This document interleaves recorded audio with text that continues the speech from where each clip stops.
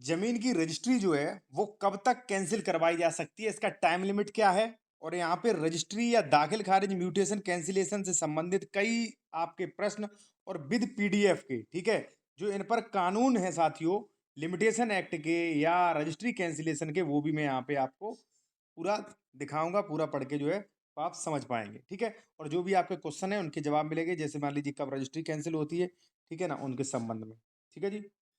और देखिए, अगर आप विशेषज्ञ द्वारा किसी मैटर पर लीगल एडवाइस लेना चाहते हैं तो कॉन्टैक्ट नंबर वीडियो की डिस्क्रिप्शन में मेंशन किया गया है, या आप कोई जमीन खरीदने से पहले डॉक्यूमेंट्स अपना चेक करवाना चाह रहे हैं कि जमीन सही है कि नहीं, डबल रजिस्ट्री, अंशे अधिक विक्रय 14380 आदि, या सरकारी जमीन तो नहीं, तो वो भी आप चेक करवा सकते हैं। देखिए, कुछ लोगों के क्वेश्चन होते हैं कि रजिस्ट्री कब तक हम कैंसिल करवा सकते हैं, दाखिल खारिज के बाद रजिस्ट्री कैंसिल हो सकती है या नहीं, रजिस्ट्री कैंसिल करवाने के कौन कौन से ऐसे कारण हैं जहां पर रजिस्ट्री कैंसिल हो सकती है, ठीक है। तो सबसे पहले इसका टाइम लिमिट क्या है रजिस्ट्री कैंसिल का, वो आप समझ लीजिए थोड़ा। यहाँ पे साथियों आप देखेंगे तो लिमिटेशन एक्ट में प्रोविजन किया जाता है कि कब तक किसी चीज की म्याद अधिनियम जो है, जो आपका लिमिटेशन एक्ट है, उसमें प्रोविजन किया गया है। उसमें प्रोविजन क्या किया गया है कि लिखित या डिक्री रद्द आपास्त कराने के लिए, संविदा को विखंडित करने के लिए कितना समय है, यहाँ पे आप देख सकते हैं 3 वर्ष, ठीक है, जब आपके संज्ञान में आए तब कितना समय दिया गया है साथियों, 3 वर्ष। लेकिन एक चीज मैं साथियों यहां पे आपको क्लियर करूंगा कि यदि आपने कोई जमीन खरीदी, यूपीआरसी के इन सेक्शंस का उल्लंघन हुआ तो प्रारंभ से ही शून्य होगी, ठीक है।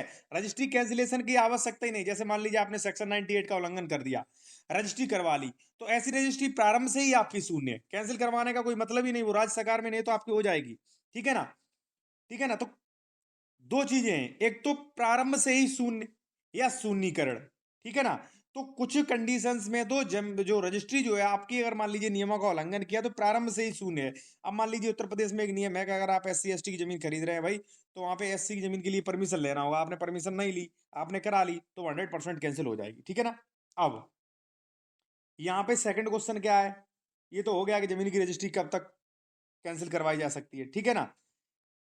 क्या दाखिल खारिज के बाद रजिस्ट्री कैंसिल हो सकती है, तो जी हाँ, हो सकती है। दाखिल खारिज भी कैंसिल हो सकता है, दाखिल खारिज भी रेस्टोर हो जाएगा, चाहे 2 साल बाद, 4 साल बाद, 5 साल बाद, फिर भी रेस्टोर हो जाएगा, दाखिल खारिज भी आपका कैंसिल हो जाएगा अगर आपने गलत चीज उसमें की है। अब देखिए, मैं उदाहरण के लिए आपको थोड़ा आदेश भी दिखा दूं इसके। यहाँ पे आप देख सकते हैं कि पत्रावली पेश की गई, पुकार कराई गई, लेखपाल द्वारा अपनी रिपोर्ट लगाई गई, CH 4145 में विकृत भूमि ऊसर के नाम से दर्ज है और 57 खा भी नहीं है, और इसमें जो है दाखिल खारिज किया जाना संभव नहीं है। फर्स्ट ये देख सकते हैं।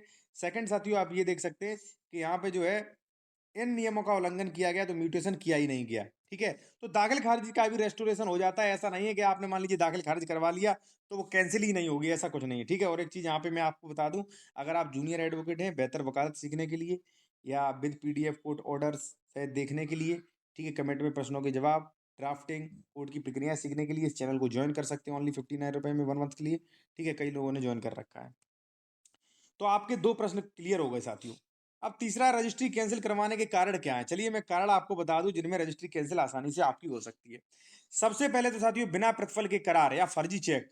देखिए, मैंने कई देखा है, कई रजिस्ट्रियां ऐसे कैंसिल हो रही हैं कि आपने कोई रजिस्ट्री करवाई, ठीक है, आपने ये प्रॉपर्टी, एक्स प्रॉपर्टी मुझसे खरीदी, ठीक है, और पेमेंट किया नगद, दिखा दिया चेक से, ठीक है, लेकिन मैं बेईमान टाइप का व्यक्ति हूँ, मैंने कोर्ट में चैलेंज कर दिया, दाखिल खारिज पे ऑब्जेक्शन लगा दिया कि सर इन्होंने मुझे जो है चेक से पैसा नहीं दिया, जब इस चेक की जांच हो जाएगी वास्तव में पैसा इससे दिया नहीं गया तो आपका म्यूटेशन तो रुकेगा, और वहां पे साथियों आपका रजिस्ट्री भी कैंसिल हो सकता है, ठीक है। या बिना प्रतिफल के, मान लीजिए किसी ने कोई जमीन खरीदी, कोई भी पैसा नहीं दिया, फर्जी चेक पकड़ा दिया, तो ऐसी कंडीशन में रजिस्ट्री कैंसिल हो सकती है।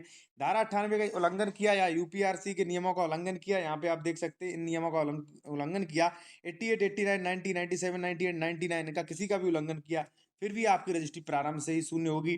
तीसरा है साथियों डबल रजिस्ट्री, जैसे मान लीजिए एक्स प्रॉपर्टी की 2008 में रजिस्ट्री हो चुकी है, ठीक है, लेकिन खतौनी में म्यूटेशन नहीं करवाया, अब इसी ये व्यक्ति ने बी को कर दी 2025 में रजिस्ट्री, तो 2025 वाली आप कैंसिल मानिए ये रजिस्ट्री, ठीक है ना, डबल रजिस्ट्री।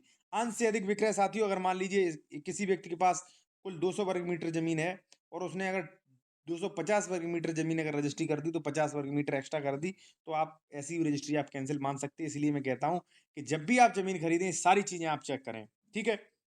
लास्ट है साथियों दबाव या धोखाधड़ी, ठीक है, ऐसी भी रजिस्ट्री कैंसिल हो सकती है। अब इनमें थोड़ा दिक्कत होती है कि कई लोग जो है ऐसे ही कारण बना लेते हैं, ठीक है ना? तो इनमें थोड़ा दिक्कत है, कई लोग कारण ना होने पर भी यही कारण बना देते हैं, तो वहाँ पे तो सर प्रॉब्लम आएगी, ठीक है ना आपको?